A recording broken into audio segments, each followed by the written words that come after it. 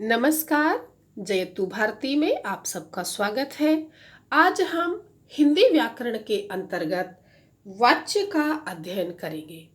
वाच्य किसे कहते हैं, वाच्य का अर्थ, वाच्य की परिभाषा और उसके भेदों को हम इस वीडियो में उदाहरण सहित पढ़ेंगे। तो सबसे पहले देखते हैं कि वाच्य का अर्थ क्या होता है।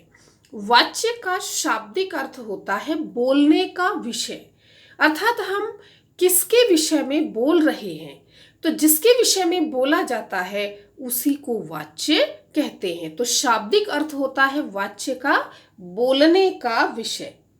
परिभाषा से समझते हैं इसको। क्रिया के जिस रूप से यह पता चले कि वह वाक्य में किसके अनुसार प्रयुक्त की गई है, अर्थात वाक्य में जो क्रिया है वह कर्ता के अनुसार है, कर्म के अनुसार है या भाव के अनुसार है।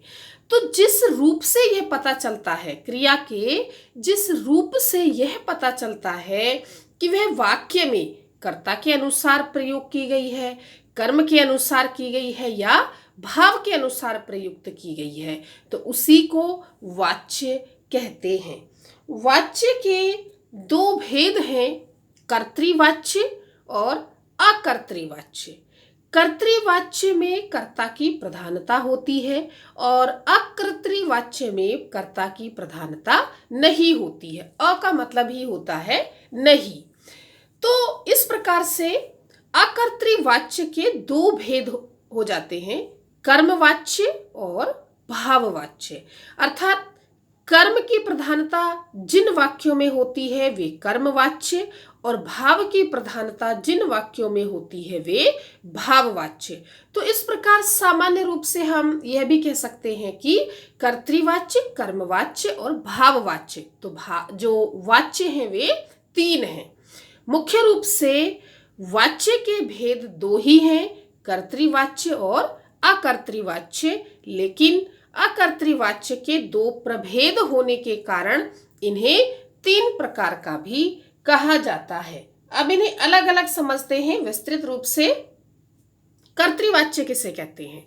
जिन वाक्यों में कर्ता की प्रधानता होती है अथवा जहां पर क्रिया का मुख्य विषय कर्ता होता है वहां पर कर्तृवाच्य होता है। अर्थात इन वाक्यों में कर्ता की प्रधानता होती है, कर्ता इनमें मुख्य होता है और जो क्रिया होती है वह उस क्रिया का जो मुख्य विषय है वह कर्ता होता है। अर्थात कर्ता के आधार पर ही क्रिया प्रयुक्त की जाती है। उदाहरण से समझते हैं। गोपाल रोटी खाता है और रश्मि रोटी खाती है। तो कर्ता के आधार पर क्रिया परिवर्तित हो गई है। रोटी तो रोटी ही है, तो यदि गोपाल है तो वह खाता है और रश्मि है तो वह खाती है। मोनिका दूध पिएगी। मोनिका ने दूध पिया। पिताजी ने फल खरीदे। पक्षी आकाश में उड़ते हैं, वह सोती है।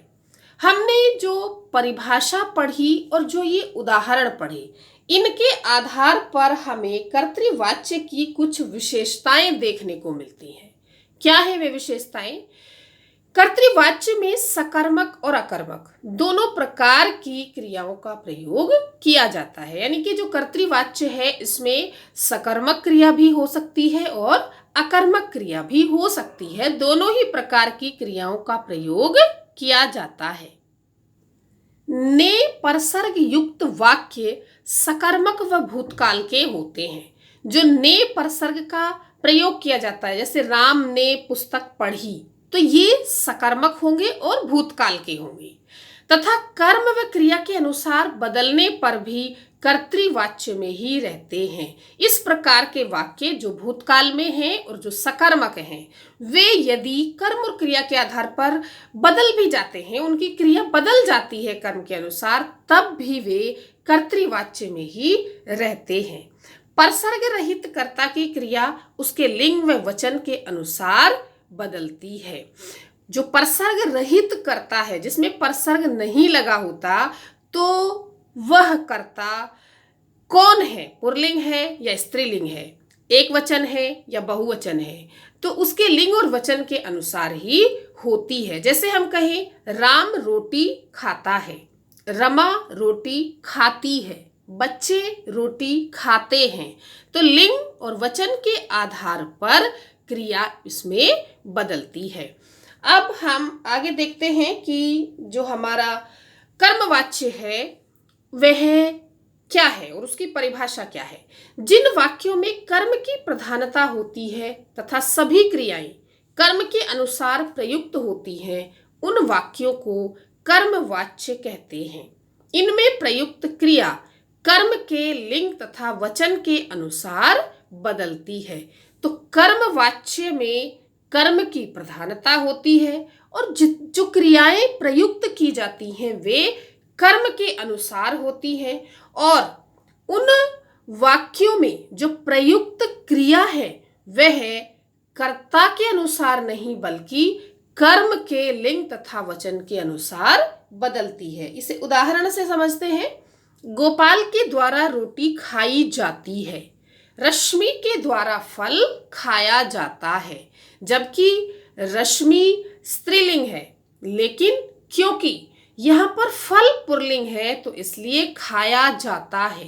गोपाल पुल्लिंग है, लेकिन चूंकि यहाँ पर जो रोटी है वह स्त्रीलिंग है, इसलिए यहाँ पर खाई जाती है। तो यहाँ कर्ता के आधार पर क्रिया का प्रयोग नहीं किया जाता बल्कि कर्म के आधार पर क्रिया का प्रयोग किया जाता है। मोनिका के द्वारा दूध पिया जाएगा, रमा से दूध पिया गया, पुस्तक पढ़ी गई, पानी पिया गया।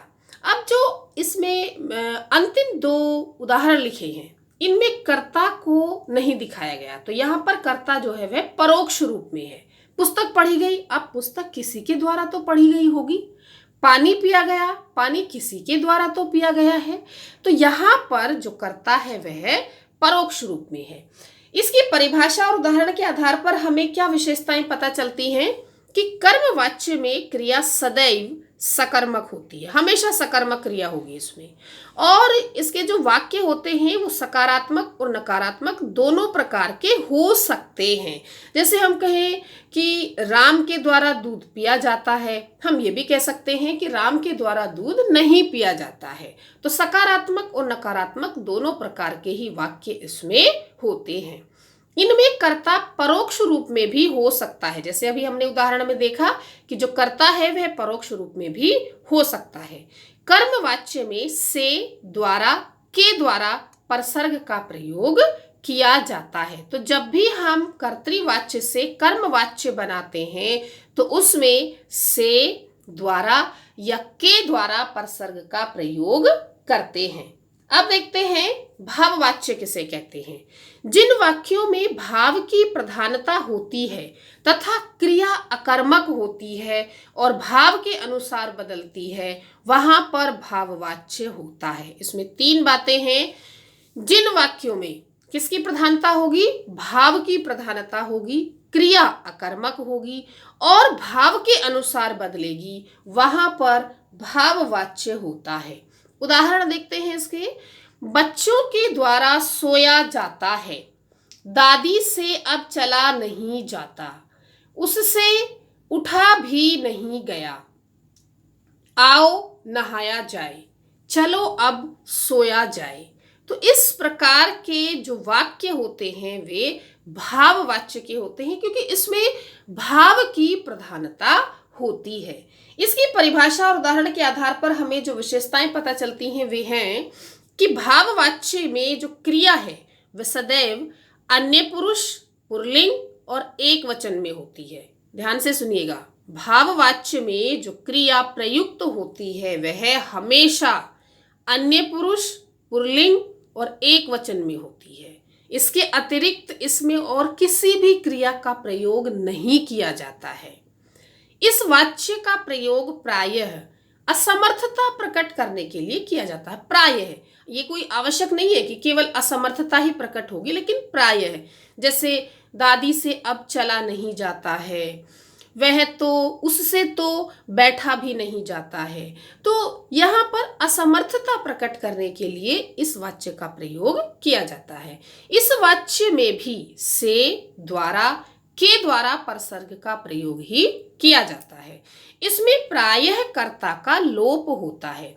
आवश्यक नहीं है कि इसमें कर्ता का लोप ही होगा, लेकिन अक्सर ऐसा देखा गया है कि इसमें जो कर्ता है वह परोक्ष रूप में ही होता है, उसका लोप होता है।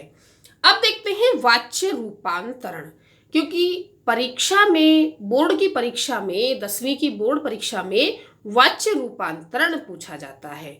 तो कर्तृवाच्य से कर्मवाच्य और कर्तृवाच्य से भाववाच्य में हम किस प्रकार से वाच्य परिवर्तित करते हैं वह देखते हैं। कर्तृवाच्य में है राम पुस्तक पढ़ता है। कर्मवाच्य में इसका हम रूपांतरण करेंगे राम के द्वारा पुस्तक पढ़ी जाती है। कर्तृवाच्य का वाक्य है पक्षी उड़ते हैं, और भाववाच्य में वह बनेगा पक्षियों से उड़ा जाता है। तो इस प्रकार से वाच्य रूपांतरण बोर्ड की परीक्षा में पूछे जाते हैं। यहाँ पर मैंने कुछ उदाहरण प्रस्तुत किए हैं जिनके माध्यम से आप आसानी से समझ सकते हैं कि जो वाच्य रूपांतरण है वो किस प्रकार से किया जाता है। कर्तृवाच्य से कर्मवाच्य में रूपांतरण करना और कर्तृवाच्य से भाववाच्य में वाच्य परिवर्तन करना। तो इन उदाहरणों से आपको वाच्य रूपांतरण आसानी से समझ में आ जाएगा। धन्यवाद।